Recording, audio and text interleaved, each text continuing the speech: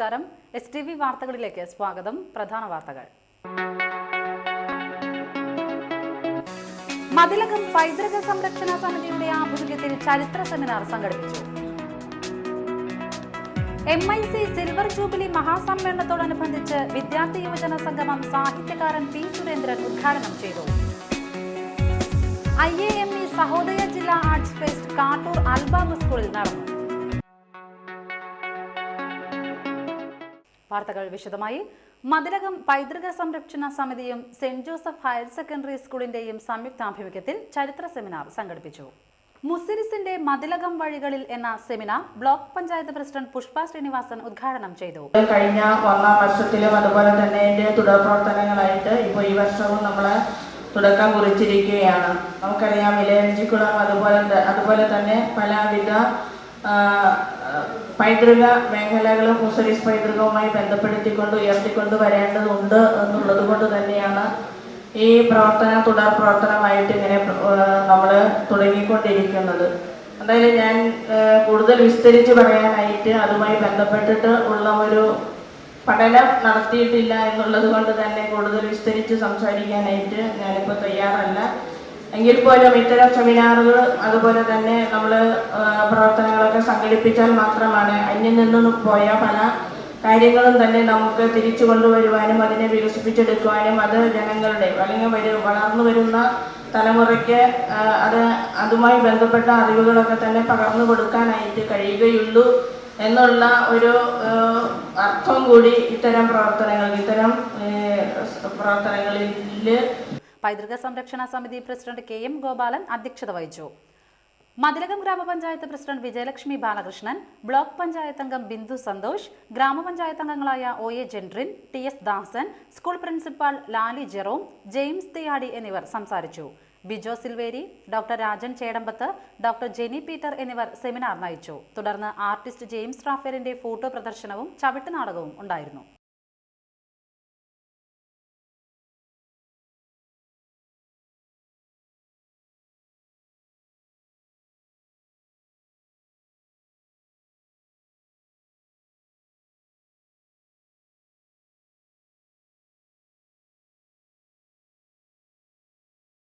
Kaipamangalam service സഹകരണ ബാങ്കിന്റെ നേതൃത്വത്തിൽ കാളമുറിയിൽ ആരംഭിച്ച നീതി മെഡിക്കൽ സ്റ്റോറിന്റെ ഉദ്ഘാടനം ഗ്രാമപഞ്ചായത്ത് പ്രസിഡന്റ് അനിത ബാബു നിർവഹിച്ചു.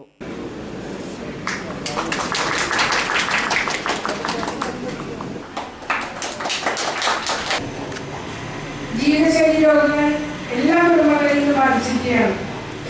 അവർക്കൊക്കെ മരുന്നിന് വേണ്ടി മാത്രം മാറ്റിവെക്കാവുന്ന തുക വലുത് തന്നെയാണ്. നമ്മുടെ ബഡ്ജറ്റിന്റെ വലിയൊരു പങ്കും മരുന്നിന് വേണ്ടി മാറ്റുകയാണ്. അത് ഒരു നിലയ്ക്ക് നോക്കിയാൽ നമ്മുടെ ജീവിതശൈലിയിൽ ഉണ്ടാകുന്ന ഒരു മാറ്റത്തിന്റെ പ്രത്യേകത കൊണ്ട് തന്നെയാണ് ഈ ഒരുപാട് രോഗങ്ങൾക്ക് അടിമപ്പെട്ടിരിക്കുന്നത്. ഇന്നത്തെ തലമുറ അധികവും ജങ്ക് ഫുഡ് ആ രീതിയിലേക്ക് മാറിയിരിക്കുകയാണ്. അതുകൊണ്ട് തന്നെ നമുക്ക് ആ രോഗങ്ങൾ എന്തൊക്കെയെന്ന് തിട്ടപ്പെടുത്താൻ കഴിയാത്ത ഒരവസ്ഥയിലാണ്. ആ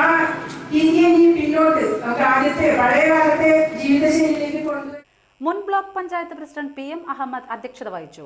Nattika rural bank director MC Sasidharan ആദ്യ വിൽപ്പന നടത്തി. ഗ്രാമപഞ്ചായത്ത് അംഗം Sunitha Vikraman, bank president EK Devanandan, വിവിധ കക്ഷി നേതാക്കളായ KF Dominic, PC Manoj, BS Sakthidharan, VR Shine, PA Ibrahim, EK Dasan എന്നിവർ സംസാരിച്ചു. കയ്പമംഗലം പഞ്ചായത്തിലെ അംഗൻവാടികൾ കേന്ദ്രീകരിച്ച് കിശോരി ശക്തി യോജന പദ്ധതി പ്രകാരം കൗമാരക്കാരായ പെൺകുട്ടികൾക്ക് ബോധവൽക്കരണ ക്ലാസ് നടത്തി.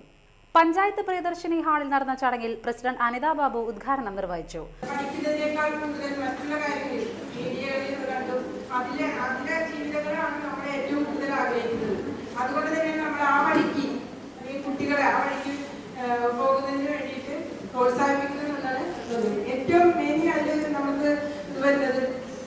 മൊബൈൽ ഫോണാണ്. മൊബൈൽ ഫോൺ ഉപയോഗിക്കാത്ത കുട്ടികളില്ല. ഈ മൊബൈൽ ഫോൺ കൂടി മൊബൈൽ ഫോണിൽ കൂടി പല ബന്ധങ്ങളുണ്ടാകുന്നു. അവർ നമ്മളെ തെറ്റിദ്ധരിപ്പിച്ചുകൊണ്ട് പല വഴിക്കും പല ചിന്തയായ വഴിക്ക് നമ്മളെ വഴിതിരിക്കുകയാണ്. ആ രീതികളെ കുറിച്ച് ഇവിടെ നമുക്ക് ക്ലാസ്സിൽ കാര്യമെല്ലാം അതിനെപ്പറ്റി വിശദമായിട്ട് ചർച്ച ചെയ്യും. പക്ഷെ നമ്മൾ ഒരിക്കലും നമ്മുടെ കുട്ടികൾ നല്ല കുട്ടികളായിട്ട് ഇത് നിങ്ങളുടെ ബാധ്യത, നമ്മുടെ അച്ഛനമ്മമാരുടെ കടപ്പാടാണ്. കാരണം അവരെന്തിനു വേണ്ടിയാണ് നമ്മളെ സ്കൂളിൽ പറഞ്ഞിരിക്കുന്നത്, അവരെന്തിനു വേണ്ടിയാണ് നമ്മൾ വളർത്തുന്നത്. നാളെ നമുക്ക് നല്ലൊരു ഭാവി ഉണ്ടാവണം എന്നുള്ളൊരു ചിന്താഗതി നമ്മൾ ഓരോരുത്തരുടെയും ഉള്ളിലുണ്ടാവും.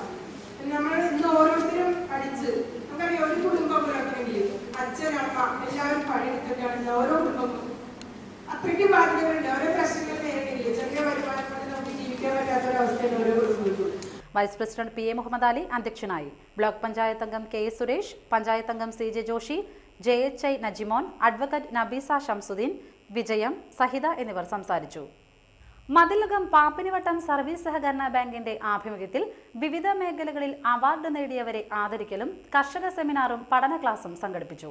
മതിലകം ബ്ലോക്ക് പഞ്ചായത്ത് പ്രസിഡന്റ് പുഷ്പ ശ്രീനിവാസൻ യോഗം ഉദ്ഘാടനം ചെയ്തു. മേഖലയിലേക്ക് വേണ്ടിയിട്ടുള്ള ധനസഹായമൊക്കെ ആവശ്യപ്പെട്ടുകൊണ്ട് നമ്മൾ ഇത്തരം ബാങ്കുകളെ, നമ്മുടെ പ്രദേശത്തെ സഹകരണ ബാങ്കുകളെയൊക്കെ തന്നെ സമീപിക്കുമ്പോൾ അവർ നമ്മളെ സഹായിക്കുന്ന ഏത് കാര്യങ്ങളും നീക്കിവെച്ചുകൊണ്ട് അടിയന്തര പ്രാധാന്യമുള്ള കാര്യങ്ങൾക്ക് മുൻതൂക്കം കൊടുത്തുകൊണ്ട് ആ കാര്യങ്ങളെ പരിഗണിക്കുന്ന രീതിയിലുള്ള നിലപാടുമായി മുമ്പോട്ട് പോകുന്ന സഹകരണ സ്ഥാപനങ്ങളാണ് നമ്മുടെ പ്രദേശങ്ങളിലൊക്കെ തന്നെ നിലകൊള്ളുന്നത്. എങ്കിൽ പോലും ഇന്ന് ആ സഹകരണ പ്രസ്ഥാനങ്ങളെയൊക്കെ തന്നെ കടുത്തു തിരിച്ചു കൊല്ലുന്ന രീതിയിലുള്ള നവലിബറൽ നയങ്ങളും നയ സമീപനങ്ങളുമായി മുമ്പോട്ട് പോകുന്ന ഒരു നേർക്കാഴ്ച നമുക്കിപ്പോൾ കാണാനായിട്ട് സാധിക്കുന്നുണ്ട്.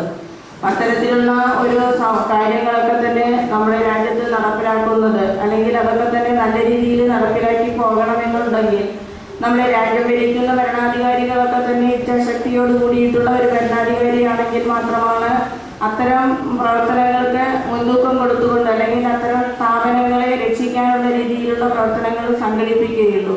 അങ്ങനെ ഒരു ഇച്ഛാശക്തി ഇല്ലാത്ത ഒരു ഭരണമാണ് നമ്മുടെ ഇന്ത്യ രാജ്യത്തായാലും കേരള സംസ്ഥാന ഭരണ പ്രദേശത്തായാലും നമുക്ക് കാണാനായിട്ട് സാധിക്കുന്നത്.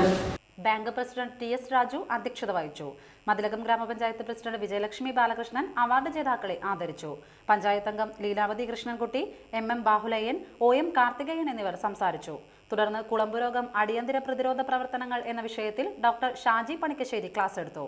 Doctor CA Ignatius, doctor K Kesavan എന്നിവർ കർഷക സെമിനാർ നയിച്ചു. MIC സിൽവർ ജൂബിലി മഹാസമ്മേളനത്തോടനുബന്ധിച്ച് വിദ്യാർത്ഥി യുവജന സംഗമം നടത്തി. സാഹിത്യകാരൻ P സുരേന്ദ്രൻ ഉദ്ഘാടനം ചെയ്തു. എല്ലാ ചരിത്രവും മനുഷ്യർ പാർക്കുന്ന ലോകത്തെ എല്ലാ ചരിത്രവും അവിടുത്തെ മനുഷ്യർക്ക് അവകാശപ്പെട്ടതാണ് എന്ന്. അങ്ങനെയാണ് സഹോദരത്തിന്റെ പുതിയ ലോകം നമ്മൾ പഠിച്ചിട്ടുണ്ട്. വിശുദ്ധവാദങ്ങൾക്ക് വലിയ അർത്ഥമില്ലാത്തൊരു കാലത്താണ് നമ്മൾ ജീവിക്കുന്നത്. കാരണം വലിയ തോതിലുള്ള കൊള്ളക്കൊടുക്കലുകളാണ് യഥാർത്ഥത്തിൽ ലോകത്തിന്റെ ചിന്തയുടെയും പ്രവർത്തനത്തിന്റെയും ഗതി നിശ്ചയിക്കുന്നത്.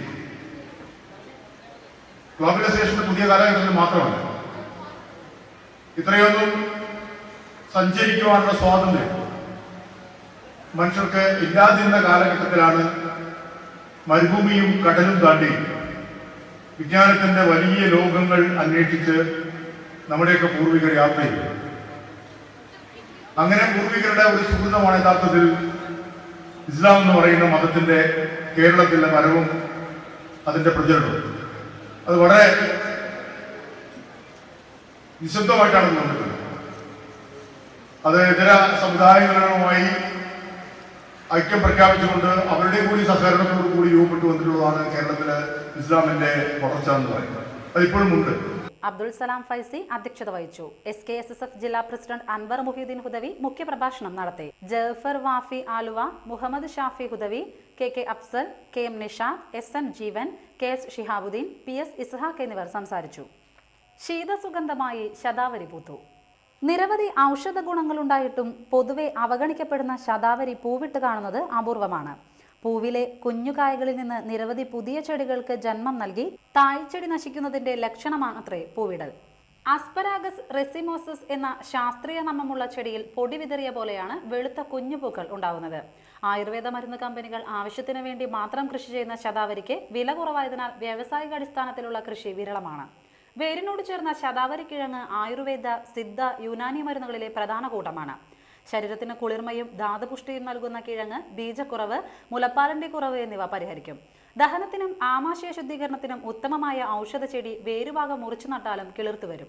മണ്ണിൽ പിടിച്ചു കിട്ടാൻ പ്രയാസമുള്ള ചെടി പൂവിട്ടത് കാലങ്ങളായി ഇതിനെ പരിപാലിക്കുന്ന മൂന്നുപിടിക സ്വദേശി അബ്ദുൽ ഖാദർ പോനിശ്ശേരിയുടെ വീട്ടിലാണ്. ഇനിയൊരു ഇടവേള.